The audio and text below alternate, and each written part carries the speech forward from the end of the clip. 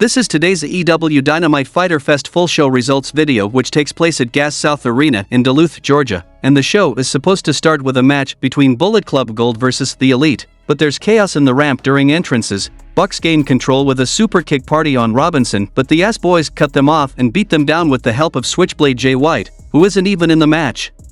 Somewhere in their commentary tells us the match won't be happening. Jay catches Matt with a runnage, Jackson slips out of Blade Runner, and Omega sidesteps and hits the Dragon Suplex on a gun.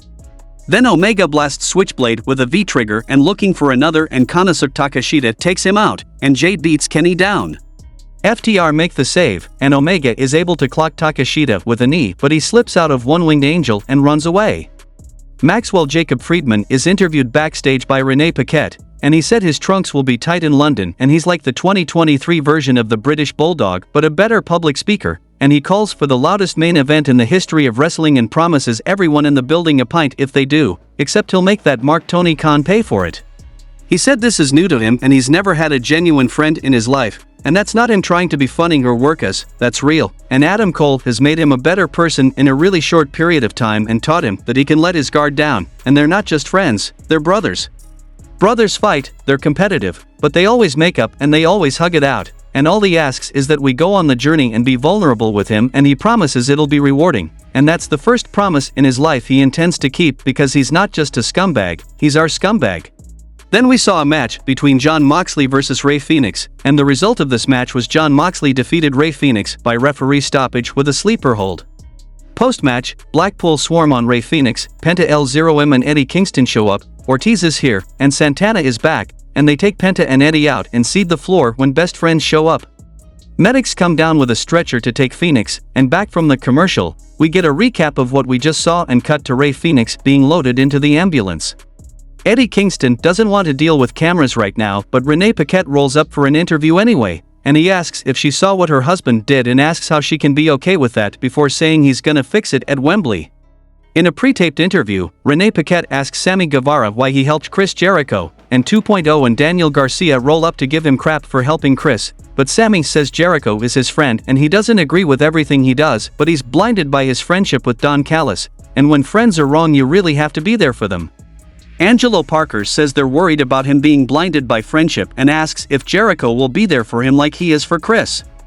Then Tony Schiavone is in the ring with a table for the contract signing for Chris Jericho versus Will Ospreay, and Don Callis said the only thing that would have been better than Jericho in the Callis family is playing a part in ending Y2J's career, so yet he threw away friendship in favor of money and power. Then Ospreay said he's gonna be the only guy who can say he's beaten Kenny Omega, Kazuchika Okada, and Chris Jericho in 2 months, and that will make a difference in 6 months when his New Japan contract is up, and he knows he's the best wrestler in the world, better than the Elite, Danielson, Punk, or Jericho himself. It's a rocket ship for him and his future, and he signs the contract. Jericho says Will wouldn't have accomplished what he did without him, because 5 years ago when the entire wrestling world was predicting that Ospreay would be in a wheelchair before 30 like his hero, the Dynamite Kid, he called Will and told him to tone it down. Jericho said he's going to be the best Chris Jericho he's ever been, and Ospreay will need to be his best to have a hope of beating him, and don't make him regret calling 5 years ago and keeping him out of the wheelchair, and Ospreay advances, a brawl breaks out and security does their best to keep them apart.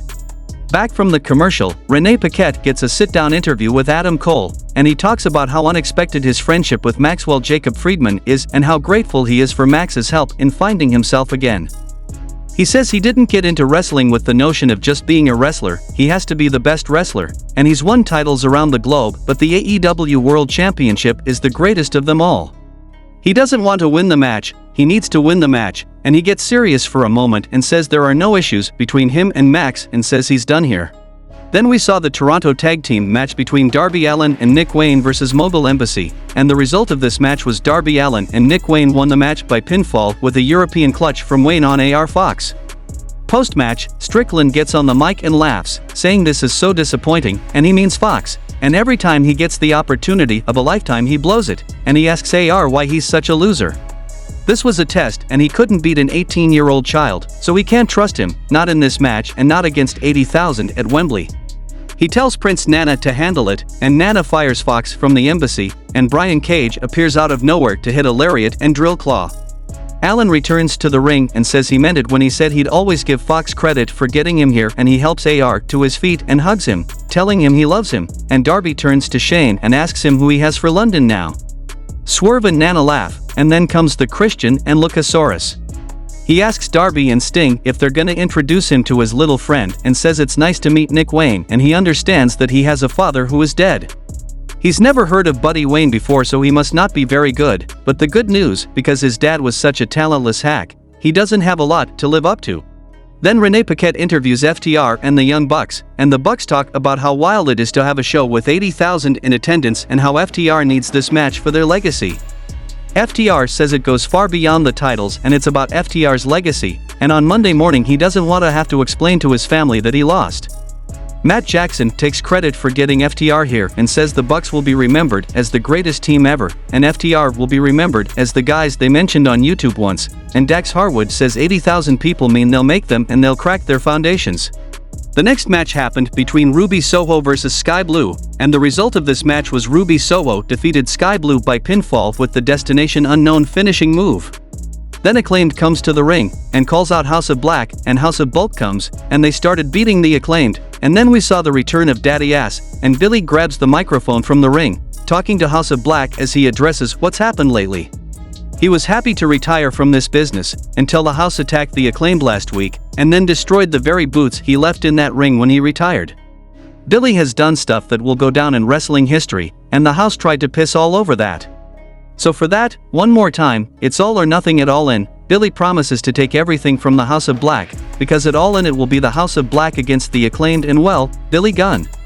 Billy says the fun-loving daddy ass can't make the trip, but a badass is coming to London. In the main event of the show, we saw a match between Aussie Open versus Hardy Boys for the Ring of Honor World Tag Team Championship, and the result of this match was Aussie Open won the match by pinfall when they hit the Aussie Arrow on Jeff Hardy, and successfully retaining the Ring of Honor World Tag Team Championship. Post-match, Davis gets on the mic and tells the crowd to shut up, and Fletcher says there will be no kangaroo kick nor double clothesline, and they will retain the tag titles against MJF and Adam Cole at All In at Wembley Stadium in front of 80,000 people, and they started laughing. Adam Cole and Maxwell Jacob Friedman come together and march into the ring and start a brawl with Aussie Open, and the tag champions overwhelm them and beat them down, but Adam Cole breaks free and they takes them out, calls for it, but Dunk Sillet evades the double clothesline, and Fletcher hangs back. MJF lines him up for the kangaroo kick, but Davis cuts him off. Holding Fletcher up, Cole goes for a kick, Kyle ducks, and Max catches the kick, and they get face to face and starring each other, and then MJF grabs the title and holds it up, and he cold shoulders Adam on his way out and gets the Dynamite diamond ring out, thinking about it before deciding better and coming in for a hug, and the show goes off the air.